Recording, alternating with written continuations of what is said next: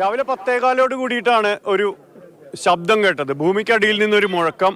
അടുക്കളയിലൊക്കെ നിൽക്കുമ്പോൾ പെട്ടെന്ന് ഒരു ശബ്ദം കൊണ്ട് വന്നു എന്നാ പറഞ്ഞത്.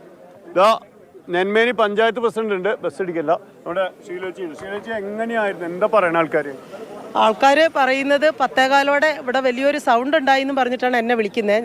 ഞാൻ കേട്ടില്ല. അങ്ങനെയാണ് പഞ്ചായത്ത് കൂടിയത്. തീർച്ചയായിട്ടും പഞ്ചായത്ത് കൂടേണ്ട സാഹചര്യമുണ്ട്. നമ്മളുടെ ജില്ലയെ സംബന്ധിച്ച് നിസ്സാരമായി കാണാൻ കഴിയില്ല. എങ്കിൽ പോലും ഡിസാസ്റ്റർ തീർച്ചയായിട്ടും ഡിസാസ്റ്റർ മാനേജ്മെന്റും ജില്ലാ ഭരണകൂടവും ഒക്കെ ആശങ്കപ്പെടേണ്ടതില്ല എന്ന് അറിയിച്ചിട്ടുണ്ട്. സമാധാനമാണ്. എങ്കിൽ പോലും ഈ സൗണ്ട് എന്തിൻ്റെ ഭാഗമായി എന്നുള്ളത് അറിയാൻ ഞങ്ങൾക്ക് ആഗ്രഹമുണ്ട്. അതുകൊണ്ട് തന്നെ ജിയോളജി വകുപ്പും ബന്ധപ്പെട്ട ഉദ്യോഗസ്ഥരും എല്ലാവരും സ്ഥലത്തുണ്ട്.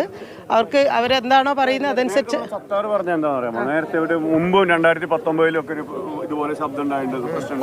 തൊട്ടടുത്ത് 19 ഒരു വിള്ളൽ വന്നിട്ടുണ്ട്. അവിടെയാണ് 33ഓളം കുടുംബങ്ങൾ താമസിക്കുന്നത്. അവരെയാണ് കഴിഞ്ഞ ദിവസം ഈ മഴക്കെടുതി മൂലം പുത്തുമല മുണ്ടക്കയം ദുരന്തത്തോടനുബന്ധിച്ച് നമ്മൾ മാറ്റിയിട്ടുള്ളത്.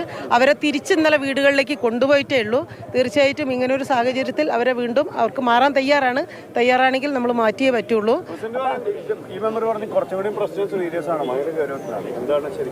അല്ല, സീരിയസ് തന്നെയാണ്. ഞങ്ങളെ സംബന്ധിച്ച് സാധാരണ ജനങ്ങളെ താമസിക്കുന്ന ആൾക്കാരെ സംബന്ധിച്ച് ഉള്ളിൽ പേടിയാണ്. കാരണം ഇപ്പോൾ ഒരു ദുരന്തം ഉണ്ടായി, ഉരുൾപൊട്ടൽ ഉണ്ടായി. മുണ്ടക്കയത്തുണ്ടായ സംഭവത്തിൻ്റെ കാരണത്തിൽ ജനങ്ങൾ ഭീതിയിലാണ്. രാത്രി ഉറങ്ങിക്കിടക്കുന്ന സമയത്താണ് കഴുത്തറ്റം വെള്ളത്തിൽ അവർ പോകുന്നത്. അപ്പം അങ്ങനെയുള്ള സാഹചര്യത്തിൽ പെട്ടെന്നാണ് കേൾക്കുന്നത് ഇവിടെ ഭൂചലനമുണ്ടായി, ശബ്ദം കേട്ടു എന്നൊക്കെ പറയണത്. അപ്പോൾ അവർ തീർച്ചയായും എല്ലാവരും പേടിയിലായതുകൊണ്ട് എല്ലാവരും ഉദ്യോഗസ്ഥർ മുഴുവനും ത്രിതല പഞ്ചായത്തുകളും MLAയും എല്ലാവരും ഓടിയെത്തിയിരിക്കുന്നത് ഈ സംഭവം കാരണം ഇങ്ങനൊരു സംഭവം നടന്നിട്ട് ഒരു ആഴ്ചയായിട്ടേ ഉള്ളൂ. എങ്ങനെയായിരുന്നു ഇവിടെ ഇടവകയിലെ ആൾക്കാരൊക്കെ എന്താ പറയണേ? ഇടവയിലെ ആൾക്കാരൊക്കെ ഒരു സൗണ്ട് കേട്ടു, ഞാനും കേട്ടു. രാവിലെ ഞാനുണ്ടായിരുന്നു. എനിക്ക് അല്ല, എൻ്റെ പള്ളി ഇവിടെ ആയിരംകൊല്ലിയാണ്. രാവിലെ കുർബാന ഉണ്ടായിരുന്നു. അത് കഴിഞ്ഞ് ഞാൻ ബത്തേരിക്ക് പോകുന്ന വഴിക്കാണ് ഈ ശബ്ദം കേട്ടത്. അപ്പോൾ എൻ്റെ കൂടെ ഒരാളുണ്ടായിരുന്നു. അപ്പോൾ ഇപ്പോൾ എന്താ ഇടി വെട്ടുന്നതെന്നുള്ള രീതിയിലാണ് സംസാരിച്ചത്. അപ്പം ഞാൻ പറഞ്ഞു ഇടി വെട്ടി മഴ പെയ്യാനായിരിക്കും എന്ന് പറയുകയും ചെയ്തു. ശബ്ദം ഉണ്ടായി. പിന്നെയാണ് ഇങ്ങനെ മാധ്യമങ്ങളിലൂടെയൊക്കെ വന്നപ്പോഴാണ് ഇടിയല്ല എന്ന് മനസ്സിലായത്.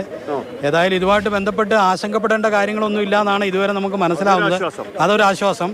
പക്ഷേ ജനങ്ങൾ ആശങ്കയിലാണ്. കാരണം ഇങ്ങനെ മാധ്യമങ്ങളിലൂടെയൊക്കെ ഈ ന്യൂസൊക്കെ പുറത്തേക്ക് പോകുമ്പോൾ ഈ ടൂറിസത്തെ മാത്രം ആശ്രയിച്ച് ജീവിക്കുന്ന മനുഷ്യരാണ് ഇവിടെ ഉള്ളത്.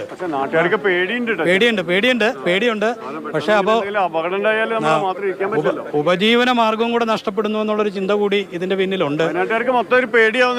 എല്ലാം കൊണ്ടും. അതെ, തീർച്ചയായും. അപ്പോൾ ആ ഒരു ആശങ്കയാണ് ഇവിടെ എല്ലാവരും പങ്കുവെക്കുന്നത്. പക്ഷെ ഞാൻ നേരത്തെ പറഞ്ഞ പോലെ തന്നെ തുടക്കത്തിൽ കണ്ട ആ പേടി ഇപ്പോൾ ആൾക്കാർക്ക് കാണാനില്ല.